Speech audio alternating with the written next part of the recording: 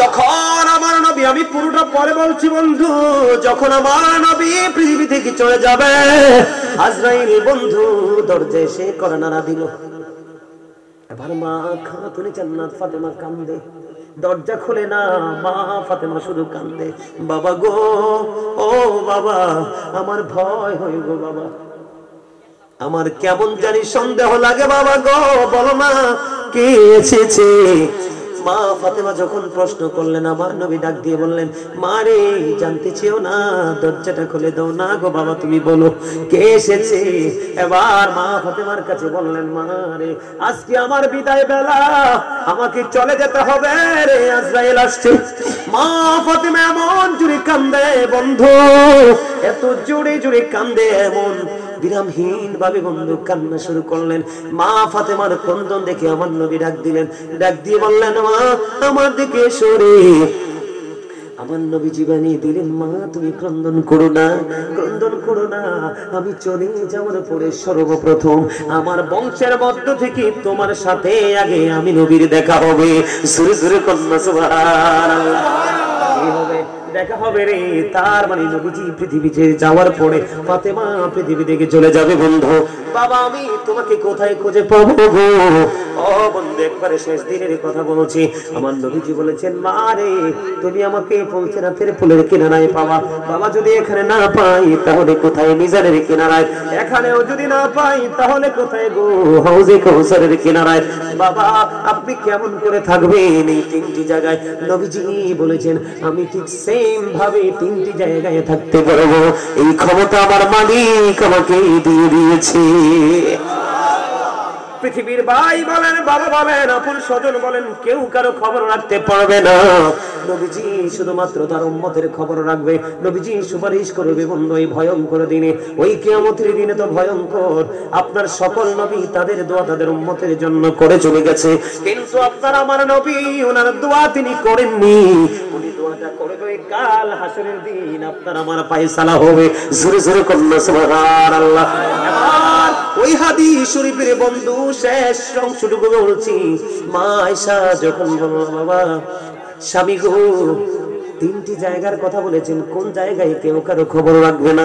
আমার নবীজি বললেন, আয়েশা রে, ও আয়েশা, মিজানের পাল্লায় কেউ কারো কোনো খবর রাখবে না। সবাই সবাই আপন আপন জায়গা নিয়ে ব্যস্ত থাকবে রে। নেকের পাল্লাটা বাড়ি হবে নাকি বদের পাল্লা বাড়ি হবে, এই টেনশনে সবাই নিজেকে নিয়ে নিজে ব্যস্ত থাকবে। ইয়া রাসূলুল্লাহ, তারপরে কে গো কোন জায়গাটা? নবীজি বললেন, আমল নামা পাওয়ার যে জায়গাটা, আমল নামা পাওয়ার যে জায়গাটা, ওই জায়গাটার মধ্যে কেউ কারো খবর রাখবে না। কারণ আমল নামাটা ডান হাতে আসবে না বাম হাতে আসবে রে, তখন প্রত্যেকে তার এই চিন্তায় ব্যস্ত থাকবে। ইয়া রাসূলুল্লাহ, তারপরে কি গো? আমার নবীজি জানিয়ে দিয়েছে। তারপরের অংশটা হলো বন্ধু সবচেয়ে বড় ভয়ঙ্কর, সেটা হলো ফুলসেরাতের ফুল। আপনারা ফুলসেরাত সম্পর্কে জানেননি কিছু? ফুলসেরাতটা বন্ধু কমপক্ষে 30,000 বছরের রাস্তা হবে। কত হাজার? 30,000 বছরের রাস্তা হবে ফুলসেরাতের ফুল। ও বন্ধু, এই ফুলসেরাতের ফুলটা 30,000 বছরের রাস্তা হবে রে। ও বন্ধু, চুলের চাইতে চিকন হবে, হীরার চাইতে ধার হবে। উপরের দিক দিয়ে আগুনটা ঝুলন্ত থাকবে, নিচের দিক দিয়ে আগুনটা উদিত অবস্থায় থাকবে। বন্ধু, এটার নিচেই তো জাহান্নাম। ওই দিন কেমন করে পার হবে ফুলসেরাতের ফুল? হাসরের ময়দান তোমার কবর থেকে হবে 50,000 বছরের রাস্তা। কাটতে হবে খালি গায়ে, কোনো বন্ধু পোশাক থাকবে না। প্রত্যেকটা পুরুষ ইমানদার এখন খতনা করা অবস্থায়, ওই দিন কেউ কিন্তু খতনা করা অবস্থায় থাকবে না, সবাই খতনাবিহীন অবস্থায় থাকবে। মায়ের উদর থেকে আসছে যেমন ইনটেক বন্ধু, তেমন ইনটেক থাকবে রে। এত ভয়ঙ্কর হবে বন্ধু সেই দিনের পরিবেশ, এত বিপজ্জনক হবে রে। আমি তোমাদেরকে বলি বন্ধু, ওই দিনের অবস্থাটা এমন ভয়ঙ্কর হবে। আল্লাহ রাব্বুল আলামিন জানিয়ে দিয়েছে, বান্দা সাবধান হয়ে আসো। আল্লাহ বলে দিয়েছেন ইন্না বাতশা রাব্বিকা লাশাদীদ। আল্লাহ বলেছেন the seizing of Allah is difficult. Allah বলেছেন আল্লাহর ধরা, আল্লাহর পাকড়াও বড় শক্ত, বড় কঠিন।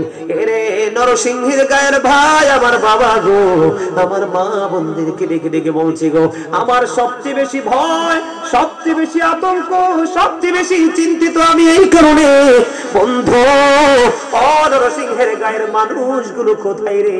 আমার সবচেয়ে বড় ভয়, আমার হৃদয় কম্পন আরম্ভ হয়। দুঃখের খবর আল্লাহ জানিয়ে দিয়েছে বন্ধু, এই পৃথিবীতে তুমি বিপদে পড়লে সাহায্যকারী ছুটে আসে, অভাবে পড়লে তোমার জন্য বন্ধু কেউ না কেউ সাহায্যের হাত বাড়িয়ে দেয়। বন্যা যখন আসে, প্রতিকূলতা কেউ না কেউ উদ্ধার করতে আসে। কথা বলো না কেন? তোমার জমিনে যদি ফসল না হয়, ও বন্ধু, আবার বৃক্ষরোপণ করার জন্য কেউ না কেউ তোমাকে সাহায্য করে। মোট কথা হলো তোমাকে হেল্প করার জন্য হেল্পার চলে আসে, ঠিক কিনা? কিন্তু বন্ধু তোমরা সবাই স্পষ্ট করে শোনো রে, এত ভয়ঙ্কর হবে কিয়ামতের দিন। আল্লাহ বলেছেন ইন্না বাতশা রাব্বিকা লাশাদীদ। আল্লাহ ধরবে খুব শক্তভাবে, পাকড়াও করবে খুব শক্তভাবে। ধরার পর আল্লাহ বলেছেন ইন্নাল্লাহা সারিউল হিসাব। Allah is quick to take account. Allah হিসাব গ্রহণে অত্যন্ত তৎপর। এই ধরবে খুব শক্তভাবে, হিসাব নেবে কুইকলি, খুব চুকিয়ে চুকিয়ে। বন্ধু সবচেয়ে বড় দুঃখের খবর, আমি যেটা মনে করলে সবচেয়ে বেশি বন্ধু আতঙ্কিত হই, আল্লাহ বলেছেন বান্দা লা ইয়ামুতু, people will not die that day. সেদিন মানুষগুলো মরতে পারবে না। আল্লাহ বলেছেন ফিহা ওয়ালা ইয়াহইয়া, people will not be able to live that day. সেদিন মানুষগুলো বাঁচতে পারবে না রে। ও যুবক বন্ধুরা, হৃদয় করে শোনো, সেদিন মানুষগুলো বাঁচতে পারবে না। আল্লাহ বলেছেন ওমা হুমান হাবিয়ুমা ইবিন, people will not be able to escape that day. সেদিন মানুষ সেখান থেকে পালাইতেও পারবে না। ওই দিন যখন বিচার হবে, কেউ যাবে জান্নাতে, কেউ যাবে বন্ধু জাহান্নামে। আমি ছোট্ট করে বলে আলোচনা শেষ করে দেই। ও বন্ধু তোমরা আমার দিকে তাকাও। এই পৃথিবীর বুকে যার যার তৌফিক অনুযায়ী মানুষ খাবার খায়। আমার ওয়াজ কি আপনাদের কাছে খারাপ লাগে? আমি অনেক কষ্ট করে এসেছি, অনেক দূর পথ পাড়ি দিয়ে। আপনাদের এখান থেকে তো বর্ডারটা 12-13 কিলোমিটার দূরে, মিনিমাম আধা ঘন্টার রাস্তা। কিন্তু আমার বাড়িটা এত দূরে রে, কুমিল্লা জেলার একদম লাস্ট বর্ডার বন্ধু। আমার বাড়ি থেকে বের হলে আর কোনো বাড়ি নেই, হিন্দুস্তানের বিএসএফ এর ক্যাম্প এবং তার কাটার বেড়া। কিন্তু বুক ভরা আশা নিয়ে এসেছি, কিছু মানুষ যদি পাই তাদের কাছে হৃদয় করে কথাগুলো বলবো, যেন তাদের মধ্যে হেদায়েত আসে রে। আমরা মুসলমান বন্ধু ধ্বংসস্তূপে পরিণত হয়ে গেছি। আমাদেরকে ফলো করে বেঈমানেরা আমাদের সুশীতল ছায়াতলে আসবে রে।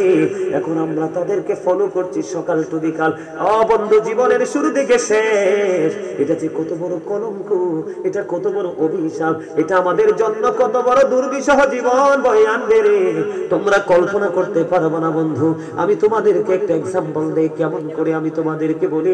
কাল হাসরের ময়দানে একজন আহ্বানকারী ডাকতে থাকবে। ওই ভয়ঙ্কর পরিস্থিতি যখন শান্ত হবে, সব কিছুর ফয়সালা যখন হবে, একজন আহ্বানকারী ডাকতে থাকবে, কে আছো রে? রাতের মধ্যবর্তী নামাজ পড়েছ, তথা তাহাজ্জুদ নামাজ।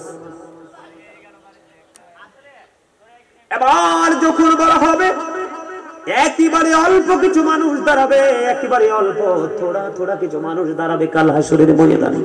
যখনই অল্প কিছু মানুষ দাঁড়াবে, তখনই বন্ধু অর্ডার চলে আসবে, তোমরা যারা দাঁড়িয়েছো রে এই কনকনে শীতের মধ্যে, শীতকে উপেক্ষা করে তাহাজ্জুদ পড়েছো, তোমাদেরকে ঘোষণা দেওয়া হবে তোমরা বিনা হিসাবে চলে যাও জান্নাতে। জোরে জোরে সুবহানাল্লাহ। খেয়াল করছেন বিষয়টা? এখন যুবক, আমিও তোমাদের মতো যুবক ছিলাম, জীবনে মাঝে মাঝে বন্ধু গ্যাপ গেছে, না হয় প্রায় সময় আমি তাহাজ্জুদের নামাজও পড়েছি। 5 ওয়াক্ত নামাজ তো থাক দূরে বন্ধু, 5 ওয়াক্ত নামাজ তো মাস্ট বি, এটা কন্টিনিউ আমি ট্রাই করেছি। এরপরে বন্ধু তাহাজ্জুদের নামাজও পড়েছি। আমার গ্রামে একটা মসজিদ বন্ধু, প্রায় 14 বছর বিনা পয়সায় গোলামি করেছি। আল্লাহ আমাকে দিয়ে গোলামি করিয়েছে। অসংখ্য হাজার হাজার স্টুডেন্ট বিনা পয়সায় বন্ধু নামাজ রোজা কোরআন তেলাওয়াত শিখাবার তৌফিক আমার আল্লাহ দিয়েছে। এরপরেও যখন কিয়ামতের দিনের কথা মনে হয় রে, হৃদয় বন্ধু, হৃদয়টা বন্ধু তাল পাতাল শুরু করে, কি হবে রে সেদিন, কে থাকবে রে আমার পাশে, আমি আমার প্রাণের নবীকে পাশে পাবো কিনা, আহারে কষ্ট কেমন করে সেদিন সইব রে। ফুলসিরাতের পোল হবে 30,000 বছরের রাস্তা, হাসরের ময়দান কবর থেকে হবে 50,000 বছরের রাস্তা, কেমন করে অপেক্ষা করব বন্ধু। আমি তোমাদেরকে বলি রে, কাল হাসরের ময়দানে তোমাদের জন্য বাহনের ব্যবস্থা হবে। নবীজি যখন মেরাজে যাইতেছিলেন, নবীজির সামনে যখন বোরাকানা হলো, আমার নবী কান্দে, আমার নবীর কন্দন দেখে আল্লাহ ডাক দিয়ে বললেন, জিবরাইল আমি আমার হাবিবকে দাওয়াত দিয়েছি। সূরা বনী ইসরাঈলের 15 নম্বর আয়াত, বন্ধু 15 নম্বর পারায় সূরা বনী ইসরাঈলের প্রথম নম্বর আয়াত আল্লাহ ওয়াজ করতেছে, আমি আমার হাবিবকে দাওয়াত দিয়েছি, আমি তার চারপাশ বরকতময় করে দিয়েছি আমার নিদর্শন দেখানোর জন্য, আমি আমার হাবিবকে দাওয়াত দিয়েছি, কিন্তু আমার হাবিব কান্দে রে জিবরাইল জলদি করে চলো রে, আমার হাবিবের চক্ষু মোবারক দিয়ে কেন এত আনন্দের দিনে যেন পানি মোবারক বিসর্জন দিচ্ছে। বলতে দেরি জিবরাইল প্রশ্ন করলেন, ইয়া রাসূলুল্লাহ, ইয়া হাবিব আল্লাহ নবী গো, আপনি কেন কাঁদছেন? এবার আমার নবী একটা ডাক দিয়ে বলল, রে জিবরাইল আমার জন্য আজকে আমার আল্লাহ বরাত পাঠিয়ে দিয়েছে, আমি আল্লাহর সাথে আজকে দিদার করব, সশরীরে দেখা করব, কথা বলবো, আমার মালিকের সৃষ্টি সবগুলো আজকে আমি অডিট করব রে। আল্লাহ রাব্বুল আলামিন আমার জন্য বোরাকের ব্যবস্থা করে দিল, আমাকে কথা দিতে হবে রে, আমার গুনাহগার উম্মতগুলোর কবর থেকে কাল হাসরের দিন তাদের হাসরের ময়দান 50,000 বছরের রাস্তা হবে রে, আমার উম্মতগুলো কেমন করে তো রাস্তা বিচরণ করবে, অতিক্রম করবে। আমার আল্লাহ সঙ্গে সঙ্গে জিবরাইলকে জানিয়ে দিলেন, জিবরাইল তুমি জানিয়ে দাও, আমি কথা দিলাম আমার হাবিবকে যারা জানের চাইতে বেশি, প্রাণের চাইতে বেশি, সন্তান সন্ততি ঘুম খাবার সব কিছুর চাইতে বেশি ভালোবাসে, আমি সেদিন আমি আল্লাহ কথা দিলাম, আমি ওই কাল হাসরের দিন ভয়ঙ্কর দিনে আমি তাদের জন্য ওই দিন হাসরের মাঠে আসার জন্য বাহনের ব্যবস্থা করব। এই ওয়াদা পাওয়ার পরে আপনার আমার প্রাণে নবী বন্ধু কি করেছে, বোরাকে সাওয়ার হয়েছে। এই কথা বলার মানে হলো, যুবক বুকে হাত দিয়ে বলো, নবীকে ভালোবেসে কয়টা কাজ করেছো? করনি, বেঈমানকে ফলো করেছো, তোমার ঈমানও নাই, তোমার আমলও নাই, তোমার কবর হাসর মিজান ফুলসিরাত কোনো কিছু নেই রে। এখনো সময় আছে, তুমি ওপারকে ভয় করো। কি করো? তোমরা মনে মনে চিন্তা করবে, বলে হুজুর গো আমি তো অনেক অন্যায় করে ফেলেছি, অনেক দুষ্টমি করেছি, আমার অপরাধ কি ক্ষমা হবে? আমি তোমাদেরকে বলি, আজকের পর থেকে যদি তোমরা একটুখানি চিন্তা করে চলতে পারো, তাহলে তোমাদের জীবনের সকল গুনাহ বন্ধ মাফ হয়ে যাবে। জোহাইনা গোত্রের এক মহিলা ব্যভিচারের মাধ্যমে সন্তান ধারণ করলো, সন্তান যখন ধারণ করলো, এর চেয়ে বড় জঘন্য পাপ আর হইতে পারেনি, না হইতে পারে? ব্যভিচারের মাধ্যমে যখন সন্তান ধারণ করলো, বাবা মেয়েটাকে নিয়ে কি করলেন, নবীজির কাছে গেলেন। নবীজি তাড়াতাড়ি করে বলছে, আমার আরেকটু আলোচনা বাকি আছে। এবার নবীজি বললেন, তুমি তোমার মেয়েটাকে নিয়ে তোমার বাড়ি চলে যাও, বাড়ি চলে যাও, তাকে যত্ন করো, লালন পালন করো, আদর যত্ন করো, যখন এই মেয়েটা সন্তান প্রসব করবে আমার কাছে আবার নিয়ে এসো। বন্ধু দিন যায় রে, রাত যায় রে, মাস চলে যায়, বছর চলে যায়, যাইতে যাইতে সময় যখন পার হলো, সন্তান প্রসব হলো।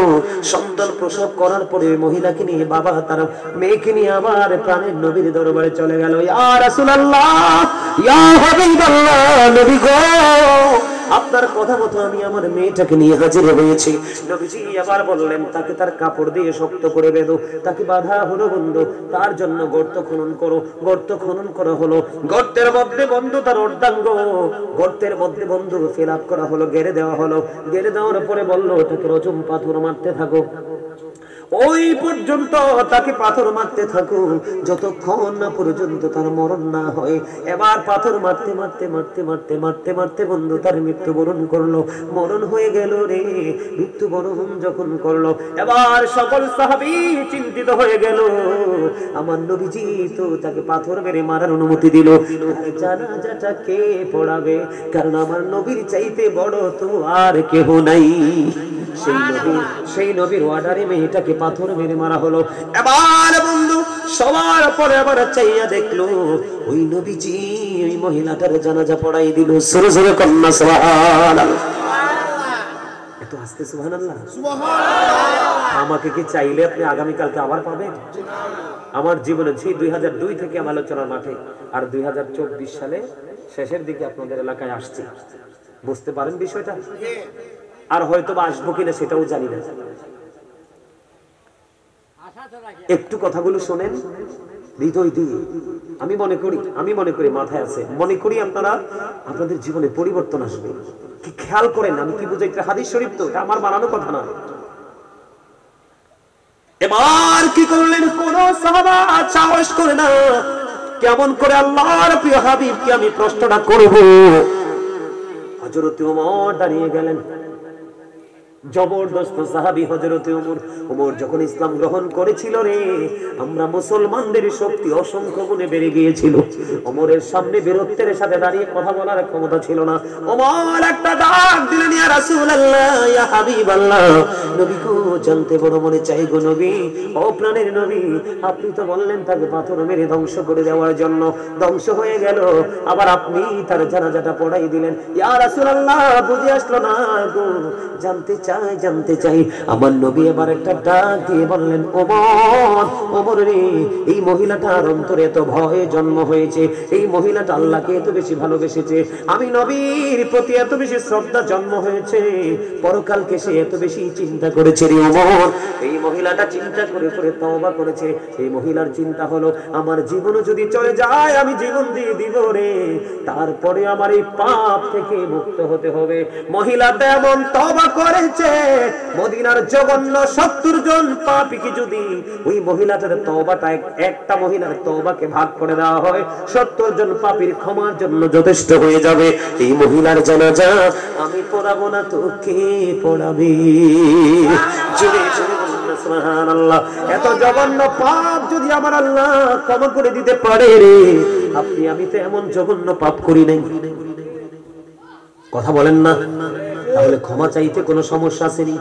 নবীজি জানিয়ে দিয়েছে, উম্মত, মাসির মাথার সমপরিমাণ একটা ফোঁটা চোখের পানি যদি তুমি আল্লাহর দরবারে ক্রন্দন করে ফালাইতে পারো রে, তাহলে তোমার জন্য জাহান্নামের আগুনটা হারাম হয়ে যাবে। মাত্র ছোট্ট একটা ফোঁটা চোখের পানি